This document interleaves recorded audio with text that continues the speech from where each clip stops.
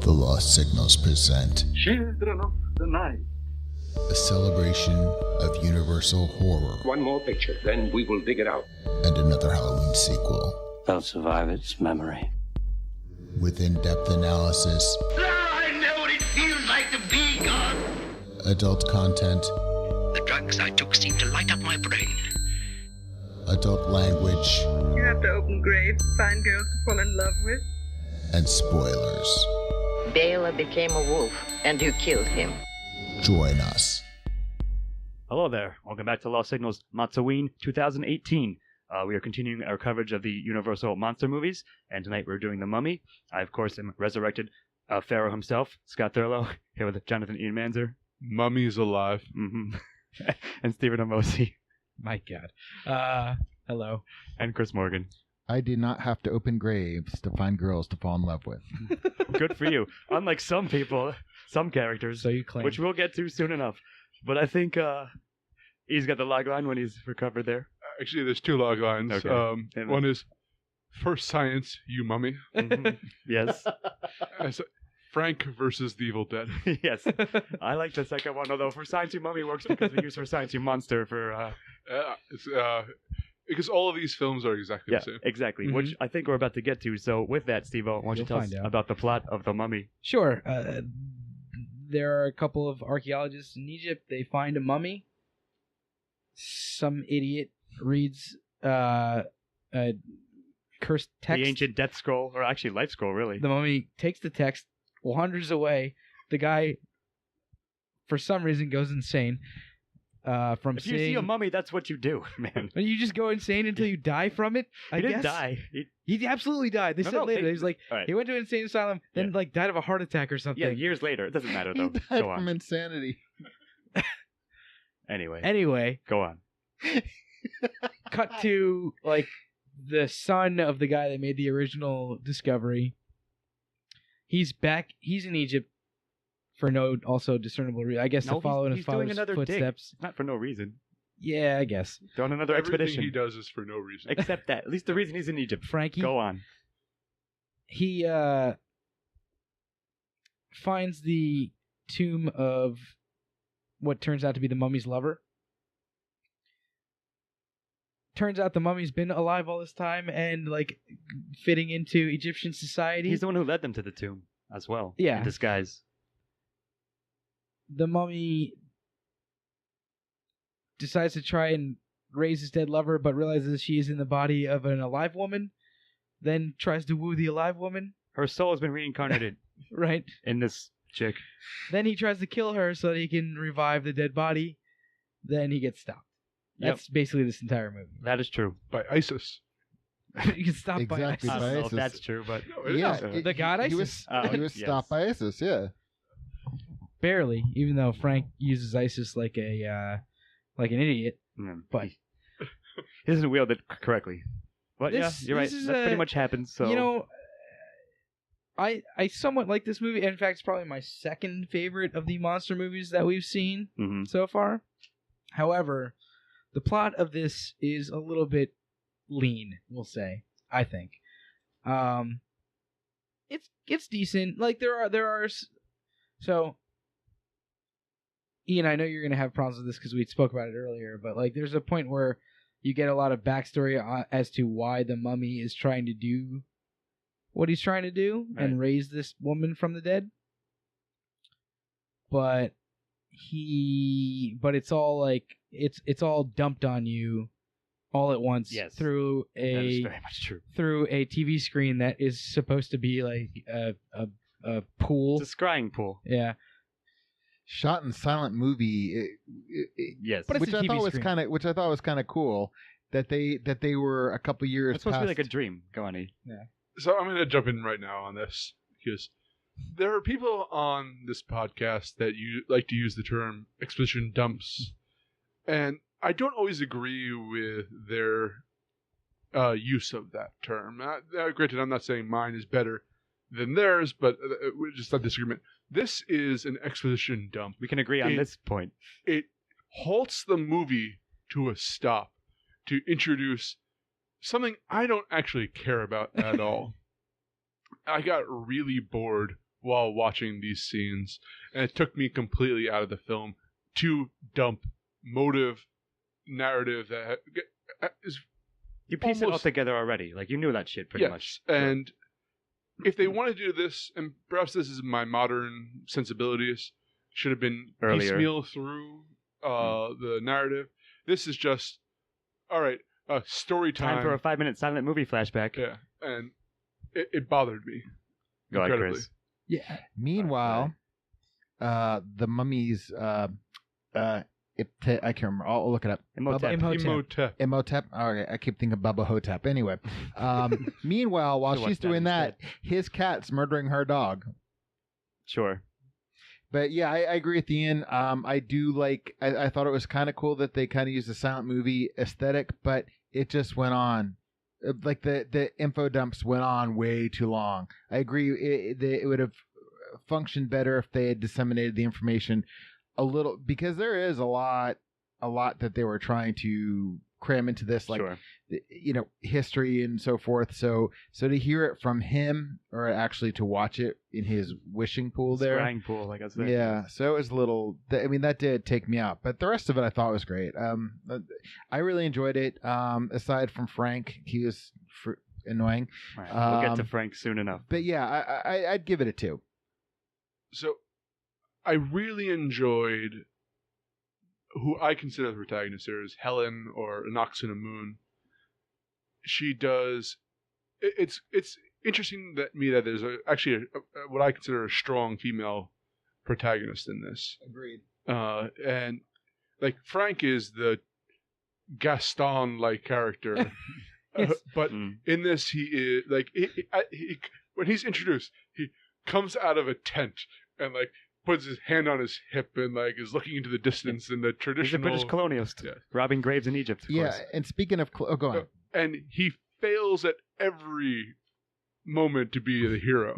Yeah. Meanwhile, Helen is intelligent. Yeah, there are those kind of negative female sensibilities that they're portraying for her in this, but for the most part, she's the one who stops the monster. She's the one who beats its power.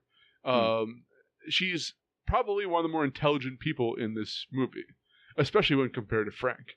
So, yeah. So I'm going to give it a 2 for like her arc and the story, that love story between her and the mummy, and the competition of her between Helen and Anaxinamun, and she deciding to live. And I agree with you. I mentioned this in Frankenstein. I'll say it again here. I think Karloff's a very good actor, and I think she is his equal. I mean, aside from being a very strong character, they do play off each other quite well. Yeah, but I think acting-wise, especially when you pair her with whoever the guy who played Frank was, you could see her struggling when acting against him. We all had a hard time watching. Not all of us. Frank was like a black hole. Like, he sucked talent out of the room. Yes. Well, I'll throw in my 2 cents. So, like, I largely agree with the points you made. I have in my notes, like, for the first 2/3, I thought it moved at a very nice, even like, if not accelerated pace, just a very nice pace that seemed a bit speedier than the other Universal monster movies. So that was fine. But you're right. It comes crashing to a dead stop when the flashback scenes are happening, and that sort of breaks it up. But, like, to give it its fairness, like, here's what I was going to say about all of them. They all follow the same general structure of plot, right? They found a formula that works, and they stuck to it for every single Universal monster movie. So I gave all the other ones a 2, not a 1, not a 3. It works for what it is. And you mentioned, like, I think you were speaking of me when I overused the word info dump or exposition dump. I haven't used the word workmanlike in a while, but these scripts are workmanlike. Like, that's all they are. So it works. Doesn't suck, but it's not amazing. So I'm giving it a 2 as well at the end of the day, but largely for the same points that you guys just said. I think I'm going to come down on a 2 as well. Yeah. I was not a huge fan of Frank. Nobody is or should be. I actually didn't mind the info dump, we'll say, as much as I think the rest of you guys, but it was like, it was a very abrupt change of pace. Yes, if nothing else, right? But I did like getting some of that backstory, and I think it added to the story of all the characters, at least, or of those two characters anyway, at least a bit. And other than that, workmanlike is a good term. It is like all these movies have basically the same plot. Yeah, that's what I was saying, right? So they all work for what they are. Jam like a good older, folk story into this plot and run with it and hire the same actors to do. Van Helsing, also the doctor from The Mummy. Yep. So and he was also in Frankenstein. And he was also in Frankenstein. They're all in every fucking movie because they're all fucking the same. That's what I just said. They just hired these actors for 3 years, ran off 6 movies with them, and called it a day. The broad strokes are the same. They're fucking plug and play essentially. But I'll give it a 2. It was enjoyable. I thought. In fact, I said earlier it was probably my second favorite one of these monster movies after Frankenstein. No. So I'll give it a 2, and we'll call it at that. All right, 2's all around. So we're going to themes. That'll be you, Chris. Well, this is funny because you mentioned colonialist, and I immediately thought, oh yeah, when we're watching it, oh yeah, you've got all the Egyptians digging the thing, and you've got Frank and the other guy sitting under an umbrella. I mean, so this is like out of all the movies, well, I guess only 2 took place in England. This really makes the English look bad. So I thought that was amusing. I mean, like, yes, it does, but is that a theme or no? is that just a sign of the times? That's not a theme. I was just had to make a comment on it. It's clearly there, but in a more humorous way to me. But there is the theme of like love over the ages, if you want to do that. I mean, because it's kind of superficial, but it's there. Also,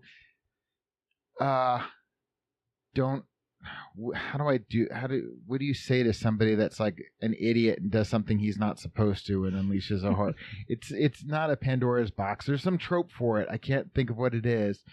There's that. I really don't know. I don't really see any strong themes. I think there's one, or it's not a strong theme. The one it's brought up early on, and I think Frank's father, like Dr. Sir Randall, whatever his fucking name is, the older archaeologist, he is looking at the finds that he has. This is like 20 years ago, whatever. Like, so he's when he first finds the mummy and escapes. But before that, they're having discussion at all like tent, and like they're dusting off stuff. One guy's like, "Can't wait to bring all this stuff and get like fame and notoriety, sort of not notoriety, but just fame and known for making great discovery." And the doctor or the Randall says to him, "We're not doing this for that. We're doing it for knowledge to further, uncover the secrets of the past." So I thought that was a nice kind of line speech to include. I don't know if it's kept up throughout the whole film, but I keep thinking like every time he would say that, I kept thinking of the Indiana Jones line. This belongs in a museum. Yeah. It's sort of like that. Indiana Jones is film's worst archaeologist. Yes, that's absolutely true. So at least, but in this sense, he might be one of film's best ones. Frank is barely an archaeologist, and he's barely Indiana Jones either. I would say that this film has its own variety of the same theme that all the rest of these movies have had. That is like science can't explain everything, and here's why. Monster. Yeah. I mean, that's really funny. I have something similar in my notes too. Like, it's a science versus religion thing, but in this case, the curse is real. So it has its own take on it to some extent, but they're all the same themes. Like, MacGuffin produces here's why Monster. the modern world is good. Yeah, exactly. Here's why the modern world is wrong, and don't like let go of your old fairy tales because they'll come back to kill you or raise your dead girlfriend or whatever. They even had a psychologist in this. Yep. For no particular reason aside from that it's part of the formula of disparaging psychologists. You're right. They need a character like that needs to be there, and there he was, of course. So, given that, what do you think you're going to give it? Oh, you got more. Sorry. What do you got? I wanted to bring this up, and I think this is the appropriate time to do so. Okay. This movie is very controversial. Go on. In what way? I know where you're going. A lot of different groups went against this movie because one, cultural appropriation, like making Egypt the other. Also, it was there's kind of controversy that it's saying that Egypt is only the ancient Egypt. There's modern day Cairo and stuff like that is not what Egypt actually is. Yeah, that's fair. And that's all part of that. There's also that archaeology thing. A number of groups have said that we finally had a portrayal of an actual argument for what we do as archaeologists, and then the rest of the film just runs it. So a lot of groups have kind of come against this film, which was interesting to me. But overall, I think I gave a 1 to the rest of the themes, and I have to give a 1. Yeah, that's basically going to be my bottom argument. That, like, as you sort of said, Steve, it's some variation. It's a variation on a theme, as Chris loves to say. It literally is that. So I'm going to give it a 1 because of that. Is it strong? No, but does it work? Yeah, well enough. Yeah, I think so too. I think it's. I can't give this a 0 because I'm getting tired of seeing the same theme over and over again. Yeah. When I like give, if you'd done this when I give it a 1 first. for the previous 3 movies, I have to give it a 1 for this one as well, I think. Or you can go back and retrospectively take a 0 for everything. No, well, no, it's kind of keep like it seeing consistent. the same, like, you know, I have to try and look at it with fresh eyes. I think it's strong enough in that, you know, science can't explain everything, and here's why you should always, you know, be on the lookout or whatever. And not that I necessarily agree with that theme, but I think it does it well, and I think that it shows the consequences of the actions of the characters well enough in terms of the way that theme is supposed to work for me to give it a 1. Yeah, so. No, I feel you. So it looks 1's all around just because of that, basically, more or less. All right, that'll bring me to antagonists. I actually thought it was quite strong. So the Mummy is played by Boris Karloff, who, if we mentioned, plays Frankenstein in that movie. So at least in this one, he actually has speaking lines. I mean, he basically comes back as an undead or revivified revenant Egyptian priest who, like, figured out, like, stole the sacred texts from the ancient temple, but, you know, when he was having a secret affair with one of the, I guess, the temple virgins who was the daughter of the pharaoh or whatever. Mm-hmm. So that's like his backstory. So way too complicated. Yeah, their love was so strong that he stole the text that raises the dead, and his plan worked half worked. So he's trying to, like, finish it up in the present time when he gets awakened with it. So, like, I did like him. Like, I understood his motivations, even though some of it was, yes, like, sort of fast forwarded to us via the scrying pool, but it was still set up even before that. Like, they're giving you a bit more info, but not as stiltedly in a way when they're talking about, this trunk stores the sacred text, which is known for, like, the text of Thoth or whatever it was. Right, it was like some holy grail scroll, if you will, of Egyptianology. So anyway, I understood his motivations. I thought he was a pretty strong character. He sort of ingrains himself into the archaeological exposition because he needs them to dig up what's her name? What's his lover's name in the past? I know in The Mummy with Ben Fraser it's a Noxina Moon. All right. But I think it might be something else. Helen's, like, previous incarnation, we'll call it. So, like, I thought he had a fine plan. It worked. He manipulates everybody. He almost accomplishes his task. And I think his reasons for it, again, are understandable and, like, if not reasonable, but they make sense. And Boris Karloff does a good job now that he can finally talk and not just go all the time. Like, I thought he was a pretty good presence and an effective antagonist. If you indeed call him, what I'm arguing that he is. I would too, and I'd also say, like, there was. I think Karloff, and I said this before in Frankenstein. I think even with Gwen, he's a really good actor and conveys a lot. Sure, now at least he gets to with very widen little his range. Yeah, and I think he is great at the same time of being threatening, and yet having a weakness about him that he's kind of vulnerable. So he's in a way sympathetic. He's kind of pathetic. But he does have that menace. He does appear as a threat.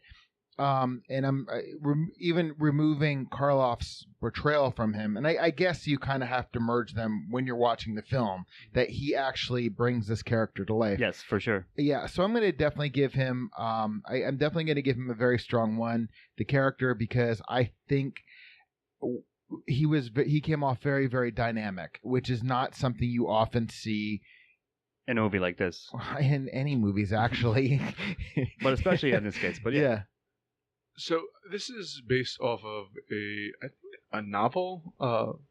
I don't know offhand. I believe it's actually a very complex work. So there is a lot of backstory to this that, again, you said it's very complicated. I think a lot of these Universal pictures, they have to give the framework of the fairy tale to where it came from. Right. And I think that a lot of them suffer from having that baggage to carry. This one certainly did. That's a good but point. I think that, again, you guys said it all. Like, the portrayal is great, and he is a threatening monster, and he would have gotten away with it too if it wasn't for the fact that she didn't want it. Yeah, exactly. Huh? And also, he has some pretty good, force, Sith-like powers when he mind controls people and force chokes people and so forth. And has a magical murdering cat, I suppose, as well. That'll teach you scumbag guys to try and control ladies. Yeah. So, I agree. I think he pulled off the role really well. I mean, this one, for me, is mostly down to Karloff, I think, but he does a great job, and the character is, yes, maybe a little bit too complex in his motivations for this movie. It seemed a little out of place, but I did like the fact that there was backstory there, that there were complex motivations for the character, and it wasn't just it wasn't another Frankenstein's complex in his own way, but not like this character, not like Imhotep. And I like the portrayal here. I thought it was really good, so I'm gonna give him 1. All right, yeah, that's pretty much what I was saying. All right, so we'll move on to protagonist with Ian. Helen, I think she does a great job. I said a lot about it earlier. The only particular weakness I feel is that they force a love story with Frank, who I don't see how anyone could. How could you, Helen?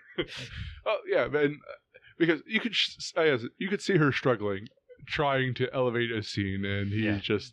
But nonetheless, she did a great job. She's a powerful character, and I'm going to give her. She's complex. I'm going to give her a very strong 1. Yeah, I pretty much agree. I don't have a lot more to add, but I do want to say that, as you mentioned, she's a lot more independent, at least for a female character, especially those times she makes smart decisions. 1932. She basically fights off the mind influence, the mind controlling powers of Imhotep, mostly herself. Frank sort of bumbles around and shows up almost too late. But I do agree also. But the problem is, they have to have, a love story in the movie like this, so they're going to have one, even though her other, side of the coin is a terrible, just a terrible character, which we'll get to in a second. But I do think her portrayal was quite well done and strong, and, again, it was more, perhaps, dynamic, as you mentioned, Chris, than I thought it was going to be at the outset, so. I don't really have much more to add, because I thought she was great as a character, but I have to say that, when Frank was first making his moves on her on the couch, she was definitely knocking him back. I mean, she was very casually. He was the worst pickup artist ever. Yeah, but she was very casually, like I said, do you have to open graves to find girls to fall in love with? I mean, because he's no. I mean, she obviously knew that he was a sap, and she played him, and I'm I agree with everything Ian said. I just have to say that, even for this thing to even not swoon at even a dipshit, I think she was well written. I think she was extraordinarily performed. She was. I think she was good, but I think, Chris, you might be giving her too much credit to say that her character didn't swoon at Frank. That was the whole thing. Not at first, but not at first. When they shoehorned it in later on, but exactly. I mean, it was pretty quick. They were making out the first time they met, and he said he loved her almost immediately. That whole love story was so fucking uncomfortable and annoying. But did you notice, because Beth said, and this is my wife saying this, she said, these Universal horror movies are a little bit date rapey. They have that theme. I have that note too. Yes. But the thing is, Frank, when he's the first time he's I don't think this one was as bad as Wolfman. When she's lying on the couch and Frank's next to her making his moves on her, she had just come off her first zap by she was under the spell of Imhotep. I mean, it's Imhotep, so I mean. But it wasn't just Frank. Imhotep was pretty weirdly date rapey too. Yeah, but what I'm saying is, in terms of swooning for Frank, that scene where they're just looking at each other was horribly uncomfortable. Yeah, but when she's swooning for Frank, Dracula as well. Yeah, Dracula, same thing. But see, again, because they all follow the same general, they hit the same general points, and it's no different. Frankenstein's the only one that really avoided that so far. But the 4 that we've watched. But when she'd her swooning for Frank always seemed to follow a whammy put on her by Yes, he was Imhotep. basically taking advantage. Like someone else spiked her drink, and he's trying to swoop in there. Like that's more or less like the analogy that I can. I know it's uncomfortable, but that's what it feels like. I was actually going to say that. That's an so apt thank you for statement. saying that. So, anyways, yes, you're welcome. But like, so I just think it's interesting that Anyway. we instantly like basically without even discussing it, Helen is the protagonist, and Frank, like traditionally, he was of course supposed to be it, but I think in this case. He's just a bumbling side character, which we'll get to in a few. Agree. But I think we're giving Helen a 1 overall. Helen's getting a 1 for sure. All right. Well, speaking of that, Steve-O, tell us about the side characters. Starting with Frank, or not, up to you. Frank, garbage. Yeah. Fuck Frank. Van Helsing, whatever. He's okay. Who else was there? Frank's father and the psychologist. The Nubian, Oh my yes. God. Yeah. Oh yeah. He's credited as that in the film. Yeah, we'll have to get to that. Maybe that'll go under style or I didn't lack really thereof. want to address that. I completely forgot about that, actually. I watched this movie 3 days ago. That poor fucking actor, whoever that was. No. Yeah, I didn't like the side characters in this movie. I didn't like the supporting characters at all. I thought they were pretty shitty and badly written, and the important side characters, other than the doctor, the guy who played Van Helsing in Dracula, I don't even know his name, but he did a solid job acting, but I don't think there was enough in his character to save it. Exactly. That's therein lies the rub, I would say, and I agree with you there. And that's about it. Like, everybody else was whatever. Frank's dad, I guess, played a big part, but I could forget him in 3 seconds if I never had to think about it. He was okay, but again, like, just not a lot of him to it, so. Yeah, this is going to be my first, like, pretty strong 0 on this one, I think. What do you think, E? So, I often give 1s because of one supporting character. Yeah. This is getting a 0 because of one supporting character. Exactly. God damn it. Yeah, I think Chris and I are like wholeheartedly agreeing with you here. I was gonna say go on. Oh, Frank. Obviously Frank. We've been talking about this. It's obviously Frank. We usually half say. hour. You're right. I'll rephrase it. On the strength of X side character, I'm giving 1. On the weakness of Frank, he like overshadows in a bad way anything else that's good about the other characters. And keep the fucking necklace on, asshole. Yes. And my final thought is like Steve-O said, that his father was fine. Like, I liked his speech in the beginning, but he just wasn't there enough. Didn't do much throughout. So I mean, really, this was a story, and you could tell that I'm giving them a 0 because exactly what Steve-O said, that everybody else was just there. The story was about Helen and Imhotep, and I mean, there's a reason we keep coming back to those is because they smartly kept those the focal point. And when I say they did shoe in that love story, that it's kind of like we have to include this too. It was like painfully obvious that it didn't need to be there, but they had to because of the formula. But really, it was if there was a scene that didn't include Helen or Imhotep, I don't remember. I barely remember it because it was either an exposition dump, a knock against colonialism, or that's about it. What do you got, Steve-O? You know what? Never mind. I was going to say something, but it's not all right, important. you want to move on then? Actually, I do have a question. Sure. I don't know if this should go into style or not, but since you brought it up, the Nubian, was that black or brown face? I don't know. I think it was offhand, but it might be. Yeah, I'm not sure, but it was incredibly racist regardless. I was trying not to analyze it too much, but it was racist certainly to some regard. I thought he was actually a black actor, but I'm not sure.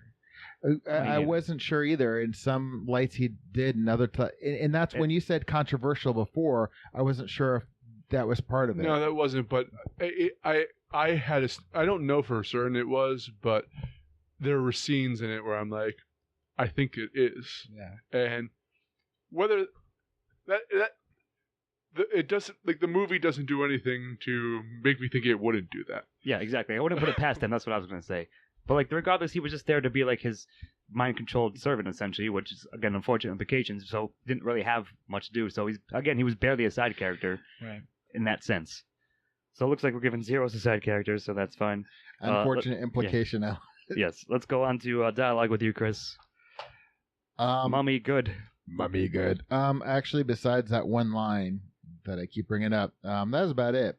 The dialogue was pretty awful. Yeah.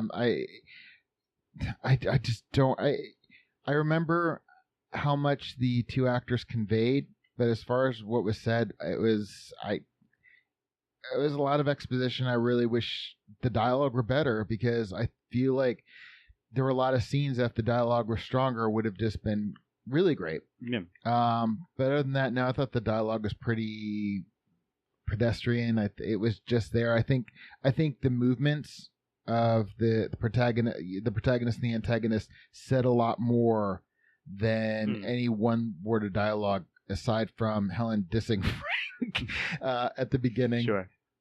So this is getting a 0 for me. Yeah, no, I largely agree. Like, I just have my notes: bad, greater sign, good dialogue. Like, that's the best way I can put it. Like we said, it's a lot of this forgettable pedestrian stuff. There's a couple of lines here and there that are okay. I mentioned them already, but other than that, I don't think it's, to me, that's not deserving of a 1. So I'm going to admit something here. At a point, I got distracted and started reading a book while watching this film, Mm-hmm.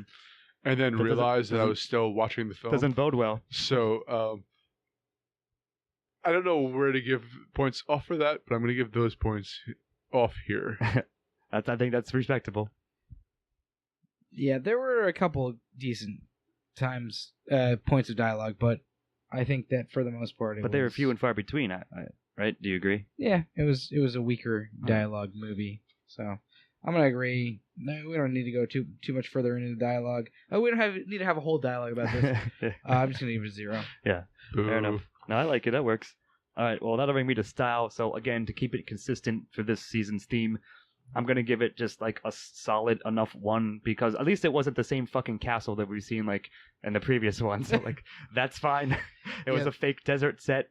So at least it was a different change of scenery, even though if it looked just as much of a set as they always will. Yeah, not the English Bavarian set that they keep. Yeah, exactly. It's like, whatever. Like, at least it was a change of scenery is all I'm saying. And again, it all works. Like, yes, it's very like low budget stuff, but that's what they were working with at this time, and it still works. Of course, it's in black and white, like all the others. Some of like the shadowy shots, like some of the noir shots, for example, when Imhotep goes to the museum at night. I thought that was cool, like the ritual stuff. Yeah. So, like, it all looks fine still. It all holds up well enough. Okay, so 3 points I'm going to make quickly. 1, I love me some models, and there were some terribly dated models in this, but it's still like warms my heart to see them. It's part of the charm, I would say. Yeah. Second, I think that Imhotep and the makeup and all of that was great. They did the monsters very well, both as a mummy and as the fezzed. That was his entire outfit to hide, was just a giant vest. Just wore a vest. Yeah, but I love everybody else. So there we go. And then there's actually a piece of music that opens this movie that's very, very famous. Swan Lake. Is it Swan Lake? Swan Lake. Yeah, and I instantly recognized it. Instantly drew my attention to the film. So I'm going to give, for all of that, I'm going to give it a 1. Okay. You just listed all 3 things that I was going to say, so agree. Also giving it a 1? Yeah, I agree. The makeup was probably the best out of anything we've seen so far. And I like, aside from Swan Lake, which I always like, the incidental music that was going on throughout it was really good as well. Yes. Yeah, I agree that the overall score was great in this. And perhaps I should add a little bit. I thought the cinematography was cool. I thought the party scene was cool, well shot. Nice. Yep. Good call. And even the interior, I guess, doctor's office or whatever scenes and in the temple were really nicely done. Like, those sets were well done for what it era is. that it was filmed in. So, I have to give it full marks on that. No, I agree. Good call on that. So let's move on to the final recommendation. Ian Manzer, do you recommend The Mummy? Yes, but not this Mummy. I recommend Brendan Fraser's... Go watch Brendan Fraser's best movie? Yes, because I think that it hit all of the marks that this one tried to do, but did it better. And they made it a full-fledged, fleshed-out movie. So 0? So I'm going to give this a 0. Yeah. I got you. What do you guys think? I'm going to give it a 1. I agree with Ian, and Beth and I were commenting on it about the Brendan Fraser one. Looks like it's schlock, but it's actually really well done. But I have to say this is worth a watch. I think cinematic, just if you're going to look at the history of cinema, if you're a horror movie fan, or if you just want everything we discussed in style and everything we discussed with the performances of Karloff and I just had the woman who plays Helen up here. I do think it's worth a watch, at least one watch. So I'm going to recommend it. All right. I mean, it's a funny point you made, E, but I'm going to recommend it. So spoiler, but I do think the Brendan Fraser Mummy is preferable to this one. But this one to me still stands. Again, it's in the pantheon of the Universal movies. And like you said, Stevo, I think I might like it equally as much as Frankenstein at this point for what was done. So again, in the interest of consistency, I recommended all the other ones, I believe. So I'm recommending this one too. Just like you said, also as a part of film history in a sense as well. So that will bring me to the final scores if I can do this. Well, will it? And the actress's name was... I'm sorry, Stevo. And the actress's name was Zita Johann. Okay. Zita Johann, she did a good job. Sorry, my friend. I much agree with what was already said. There is one better representation of, well, I don't know. You can go watch Monster Squad if you want. I believe there's a mummy in there. But anyway, this movie is part of the reason that such a broad amount of monster cinema has happened since the 30s. It's part of those Universal movies, and like all of them have a part to play in that, especially the 4 that we've done so far. Maybe the other 2 slightly less. True. But I think that this is definitely a movie worth watching, especially if you want to study the history of cinema. I think it's a large part of that. And I think that it is just like schlocky fun, Yeah, like you that's just well said. have a good time and watch it. It's only an hour long, so hour and 10 or something like that. So check it out. Watching movies isn't about having fun. It's about seeing the. This is what this show has turned you into, Ian. You are your own. You've become a monster. We could make a movie about you, the horrible podcast movie fan who's no longer a fan. The curmudgeon who walks among us. Yes. It's coming soon to a theater near you. So that means you are recommending it at the end of the day, Steve. Yes, yeah. My bad. I'm All right, so recommend it. I believe that gives us a 9 overall. Correct me if I'm wrong. Of 27. Sorry. Not even close. Like I said, I'm terrible at math. Well, I gave it a 6. I mean, I get a 7. So did Chris, and so did Steve-O. Ian gave it a 6. It's a 7.75 or 6.75. 6.75, close to a 9. Which actually, thank you for that. No, seriously, thanks for doing the math because I suck. I know, but 6.75 again, I think is probably like pretty much on range for what this should be. You had the right total, but you divided by 3 instead of 4. You're right. That's exactly what happened. One of you was disappearing. It's like one of you went back into the tomb to be a mummy. But anyway, 6.75 overall for the 1932 Mummy. Like I said, I think that's fine enough. Yeah. Good enough. Yeah, I mean, it is what it is. Yep. So. That's what it comes out to. So, any other closing thoughts upon Imhotep says, "This is what I deserve." Yes, that's what he gets. All right, well, I think that'll do it for the Mummy for this session. All right, this has been MOTS-O-Ween 2018. I, of course, have been Scott Thurlow, coming to a tomb near you with Jonathan Ian Manzer. Imhotep. And Stephen Amosi. Keep doing you, Helen. And Chris Morgan. Wrap me up and throw away the key or the scroll? I will. There's something there. Uh-huh. Well, good night. We'll see you next time. Editing and engineering by Christopher Morgan. Music by Christopher Morgan. Check us out on YouTube and iTunes for the shows, and on Facebook and Twitter for updates.